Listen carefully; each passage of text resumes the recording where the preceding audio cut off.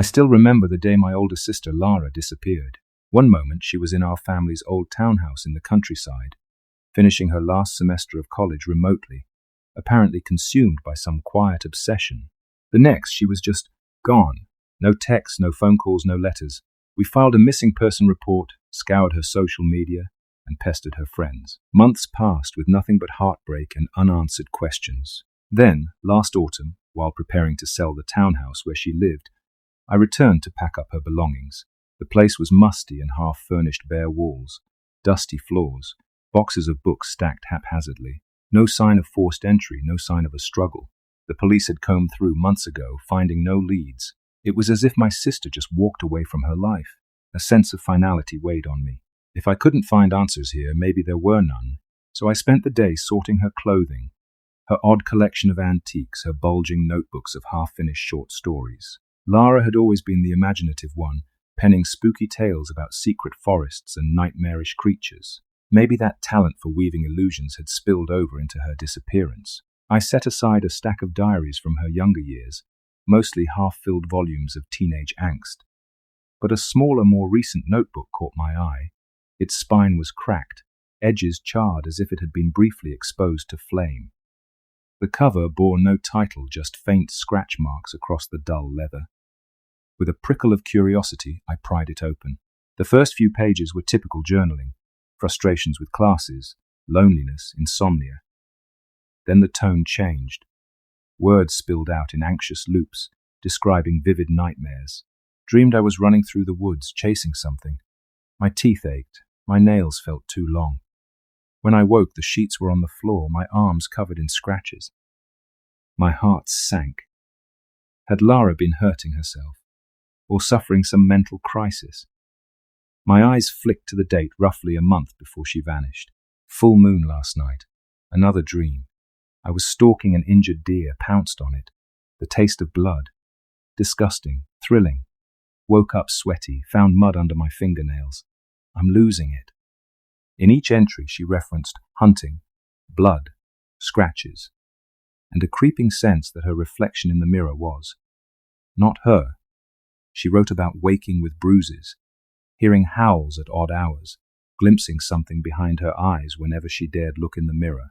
The final entry chilled me to the core. It's no longer just dreams.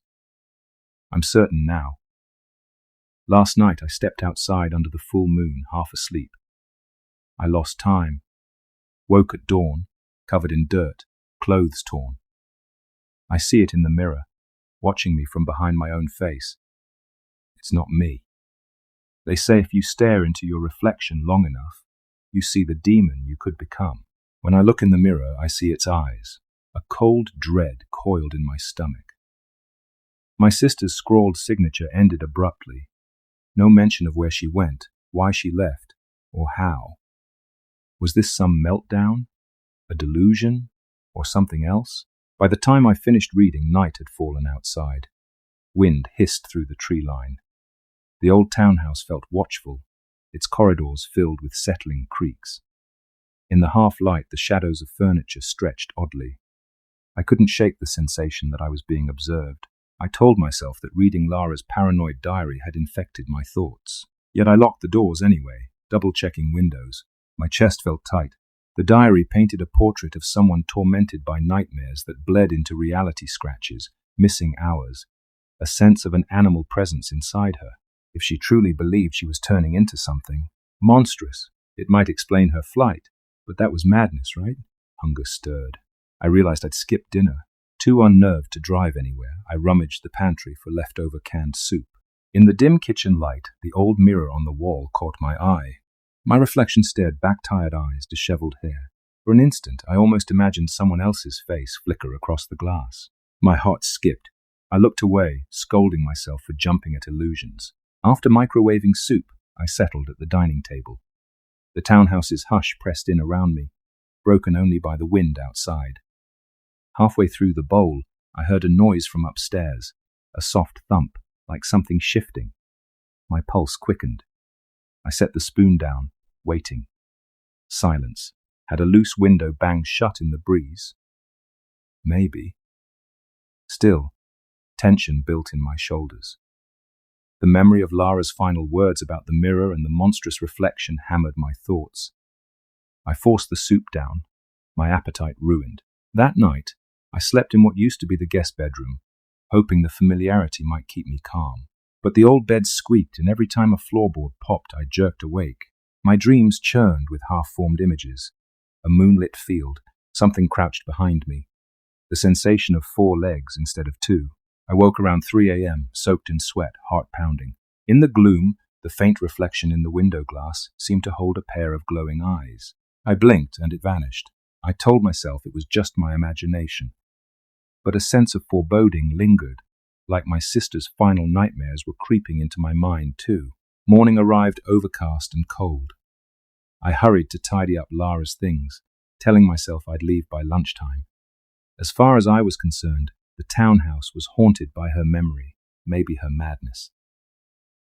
The diary weighed in my backpack, the last piece of evidence of her mental collapse. While boxing up some books in the living room, I found a small Polaroid snapshot tucked in a worn novel. It showed Lara standing in front of a wooded area at twilight, her eyes half-lidded, face tense. The date scrawled on the back was just 2 weeks before she vanished. She looked exhausted, her arms folded to hide bandages around her wrists. My gut twisted with guilt. I'd been so busy with my own life I never realized how deeply she was hurting.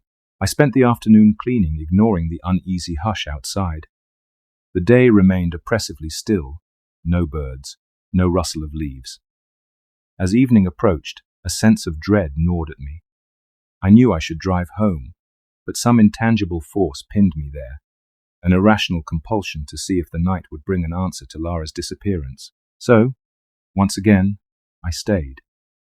That evening, the sky cleared enough for a bright moon to peek through ragged clouds, perfect fuel for my imagination. I cursed myself for letting my fear overshadow reason. Lara had used phrases like full moon, hunting, eyes in the mirror. Maybe she associated her episodes with the moon's cycle. I tried distracting myself by rereading old letters from her college professors. They praised her writing talents, expressed concern about her frequent absences, no mention of werewolf-like transformations. Then I found a local newspaper clipping stuffed in a folder. Strange animal attacks reported near Old Quarry. The article dated to a week before she vanished. Eyewitnesses claimed a large wolf or dog was prowling the outskirts at night. My sister had circled the date in red pen. My skin prickled. Could she have believed she was that large wolf, unconscious and roaming at night? Or was there an actual wild beast out there playing into her delusions? Late that second night, I lay in bed with a lamp on, reading her diary one more time. She described an increasing inability to recognize her own reflection. I see something else behind my eyes. A muzzle, teeth, a hunger. It's not me. Or is it the real me? I'm terrified to sleep, terrified to look in the mirror, because it looks back with a grin. My heart thudded. She wrote of hearing howls in her dreams, then waking up with mud on her feet. She questioned her sanity, suspecting the one in the mirror was a real entity, some wolf spirit dwelling within her. Eventually, exhaustion closed in. I switched off the lamp. The old house was silent except for my breathing. Then faintly I heard it. A howling, distant but distinct. My stomach lurched. Could it be a dog outside? Another coyote? Maybe.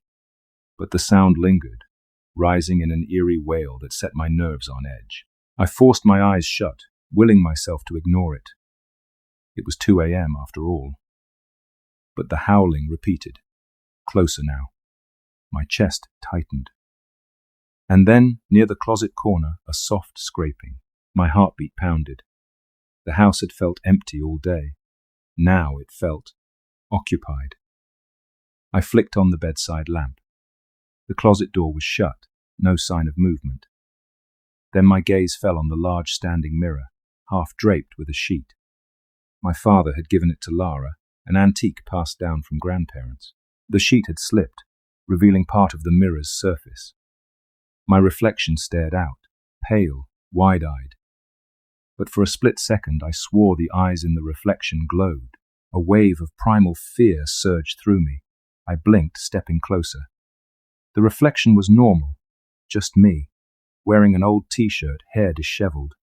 No glow, no monstrous face, yet I couldn't shake the memory of that flicker. My sister's final diary line tore at my mind. When I look in the mirror, I see its eyes.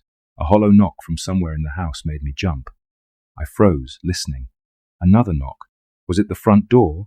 Cautiously, I left the bedroom. The hallway stretched in gloom. I rummaged for the hallway light switch, nothing. The bulb must have burnt out.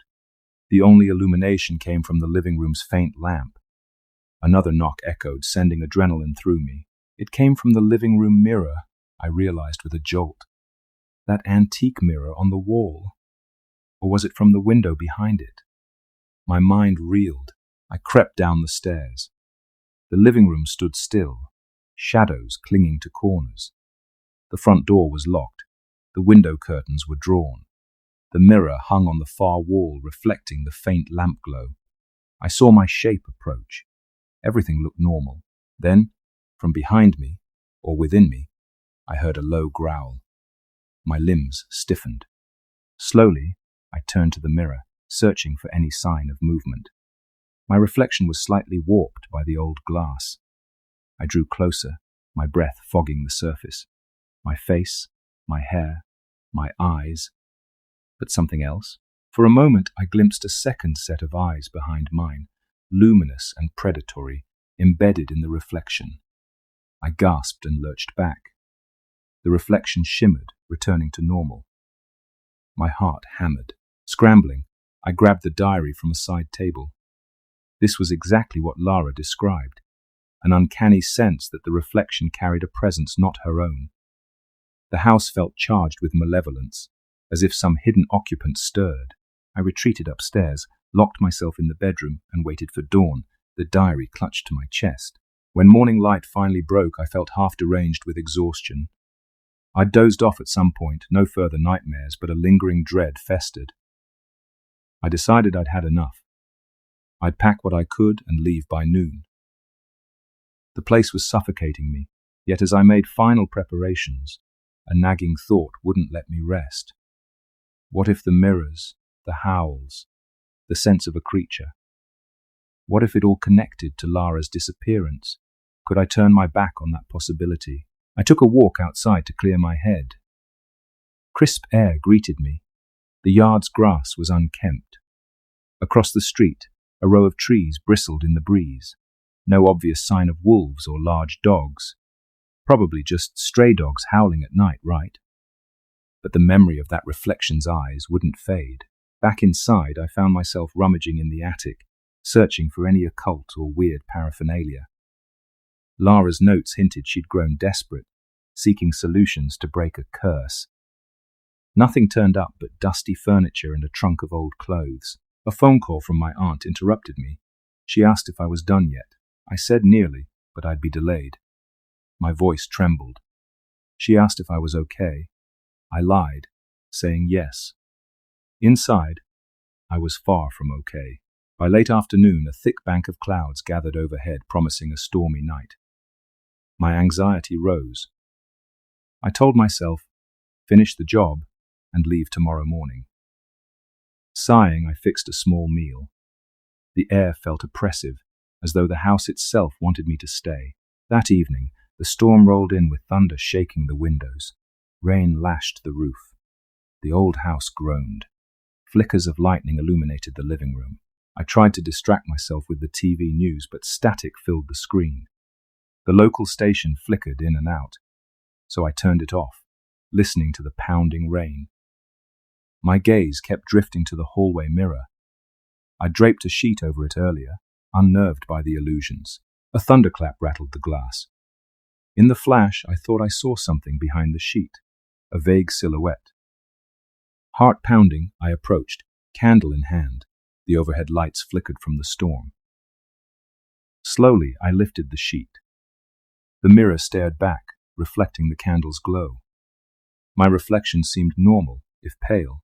Then, in a new flicker of lightning, a second face rippled across the glass wolfish, elongated with luminous eyes. I yelped, stumbling backward, dropping the candle. It extinguished in a splash of hot wax. The mirror was dark again, my reflection alone. My hands shook. Enough. I was leaving. Rushing to gather my things, I realized the storm outside made it impossible to drive the back roads safely. The wind howled like a living thing. With a frustrated groan, I realized I'd be stuck here yet another night. Around midnight, the storm's fury peaked. Rain battered the windows, thunder roared. Then, abruptly, the wind died, replaced by an eerie quiet. My nerves were shot. I dozed on the couch, no lights, but the occasional flicker of lightning. That's when I heard the howling again, closer, more urgent. My heart hammered. The front door rattled as if a strong wind or a presence tested it. Goosebumps erupted. I forced myself up, adrenaline surging. If there was an intruder, I had no weapon but maybe a kitchen knife, a scraping noise along the window pane. I grabbed the nearest heavy object, a lamp, and tiptoed toward the main hallway. Another flash of lightning revealed the mirror uncovered, though I was sure I'd replaced the sheet. My breath caught. The reflection in the glass? I saw a figure standing behind me, a tall, lupine shape with glinting eyes. I spun around. Nothing there. The hallway was empty. My reflection, though, continued to show that monstrous silhouette looming behind me. I realized with a jolt that the reflection's background looked like a moonlit forest, not the hallway. My surroundings had changed in the mirror. A wave of disorientation struck me. Lightning flashed again, illuminating the hallway. The mirror's image flickered. Now it showed me alone. Had I hallucinated the forest? Panicked, I turned away. In the distance, the howling resumed, echoing through the walls. The diary's final lines rang in my skull. When I look in the mirror, I see its eyes. Did Lara see this same warped reflection? Did it lure her away? Thunder boomed overhead. I pressed my hands to my ears. Another crash shook the house, and a sudden gust of wind flung the front door wide open. Rain sprayed in.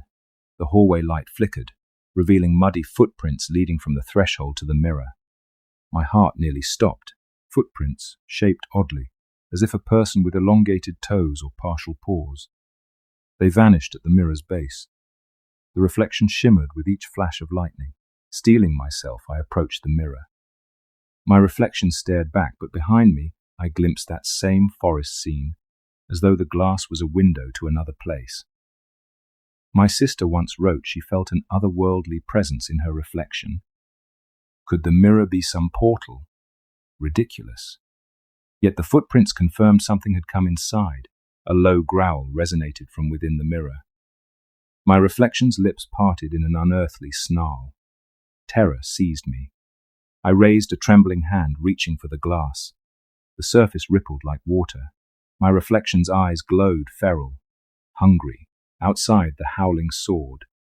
The footprints on the floor glistened with rainwater, each step more bestial than the last. My mind whirled with one possibility. Lara had stepped into this reflection, lost to the wolfish presence, or the presence dragged her in. Lightning flickered, and in the glass I glimpsed a figure, a woman crouched among twisted trees, hair matted, eyes wild. She turned, revealing Lara's face. My sister, feral, half-changed, hands caked in mud. She locked eyes with me through the mirror, lips curling into a silent plea or a snarl. My chest constricted. Was she trapped on that side, forced to roam a nightmare realm? I pressed my palm to the glass. The surface felt cold, swirling beneath my touch. Lara's reflection stepped closer. A monstrous silhouette loomed behind her, jaws parted. She mouthed something I couldn't hear, something like, "Help me." Before I could react, the monstrous shape lunged at her in the reflection. She cried out, face contorting in pain. My own reflection shattered, replaced by a swirl of darkness. Then the glass cleared, showing only me again, but the eyes shining from deep within my face. I staggered back, heart pounding. Had I just witnessed my sister's final moment? Or was it an echo, a trick? A new ripple passed across the mirror's surface. The lights in the hallway flickered, then died, plunging me into near darkness lit only by lightning. The reflection's eyes glowed bright. My face seemed bestial. I heard an ominous growl, but it came from my own throat. "No," I whispered, clutching my chest. My fingernails felt sharper. My breath quickened. Was I succumbing to the same fate? My sister's diary. It wanted me to change. I had to break free. Summoning all my will, I turned away from the mirror, stumbling for the door. But the footprints near the door, they circled back toward me, fresh and glistening. Something else had stepped in. The reflection behind me twitched. I glimpsed it in the corner of my vision. My reflection was no longer mirroring my movements. It stood upright, eyes blazing, inching forward. I let out a choked scream and dashed for the door. Lightning flared, revealing a half-seen shape lunging from the mirror's surface. I felt a cold, clawed hand brush my shoulder. With a desperate cry, I tore myself free, careening into the storm-lashed night. The rain pummeled me as I sprinted to my car, half blind from terror. In the swirling gloom, I heard the door behind me slam, or maybe it was the wind. My hands shook so violently I almost dropped my keys. The orchard around the townhouse flickered in lightning, revealing twisted shadows. A chorus of howling rose, as if multiple voices or one echoing in my mind. I dove into the driver's seat, started the engine, and peeled away, tires skidding on the muddy driveway. Through the rearview mirror, the townhouse windows glimmered, and for an instant I saw a silhouette in the living room, standing at the window, eyes reflecting lightning. It might have been me or that monstrous doppelganger, or perhaps my sister, lost forever. I forced my eyes back to the road. Each thunderclap rattled my car as I sped through the drenched night. My reflection in the rearview flickered with each passing streetlight. I tried not to look, tried to block out the memory of those glowing eyes. But a small voice in my head hissed, "They're still there, beneath your face." After hours of tense driving, I reached my apartment in the city, stumbling inside at dawn. My mind reeled with fatigue, hands stained from clenching the wheel. I half expected to see muddy footprints in my wake, or monstrous eyes in every reflective surface. But the old mirror in my hallway was ordinary, no sign of a wolfish presence, yet I couldn't dismiss the sense that something had followed me or latched onto me. My sister's disappearance still offered no neat explanation. The journal in my bag felt hot, pulsing with the horror of her final confessions. In the days that followed, I avoided mirrors whenever possible. Washing my face, brushing my teeth, I kept my gaze down. My dreams twisted with visions of a midnight forest, the smell of wet fur and iron tang of blood. Each morning, I woke drenched in sweat, feeling an ache in my muscles as if I'd run all night. I tried to rationalize it. I was traumatized. My sister's disappearance weighed on me. But I recalled the moment the mirror reflection parted from me, those glowing eyes, the half-formed figure lunging from the glass. My sister wrote, "It's not me, or is it the real me?" One evening, unable to cope with the nightmares, I decided to reread Lara's diary from start to finish. She described a slow slip into bestial urges, starting with nightmares, culminating in actual transformations, or illusions of them. She believed the reflection was a gateway, some dark spirit that possessed her under the moon. She wrote, "If I can't break free, it will take my body. I'll vanish, leaving only the one in the mirror. I can't let that happen." But perhaps it did happen. She vanished. Did the one in the mirror escape in her place, wearing her form, prowling somewhere? My stomach lurched. That night I had a final dream. I stood in a moonlit orchard, hearing howls. My sister walked from behind a tree, eyes glowing, face twisted in sorrow. She reached out, touching my cheek, her nails black and sharp. I tried to scream. She whispered, "It's your turn." Then a monstrous reflection rose behind her, enveloping me in darkness. I woke at 3 a.m., trembling. In the dim bedroom mirror, I thought I saw a pair of predatory eyes behind my own reflection, just for an instant. Then it was gone. I've moved again, changed my phone number, tried to bury the memories of that townhouse in the mirror. The diary remains locked away in a trunk.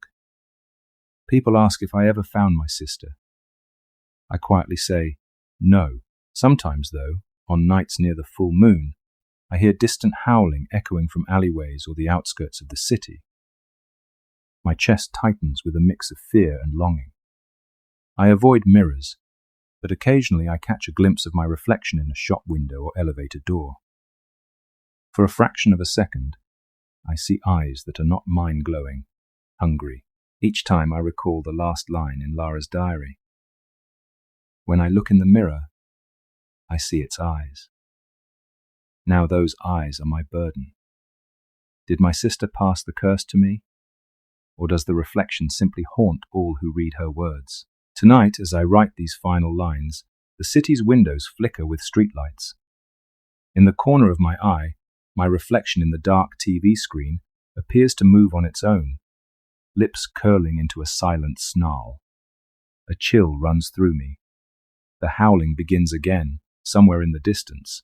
No matter how far I run, how many mirrors I cover, I can't escape that presence.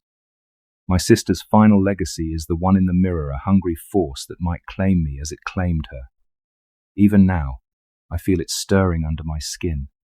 I glance at the reflection, see a faint glimmer of gold in my irises. I wonder, in half-delirious dread, if I'll vanish one night under the moon, leaving only the beast behind. Because it's there whenever I look. A pair of lupine eyes waiting in the glass, reminding me that my fate may mirror my sister's. And if I ever stop fighting, if I ever surrender to that reflection, I too may become one more howl in the night.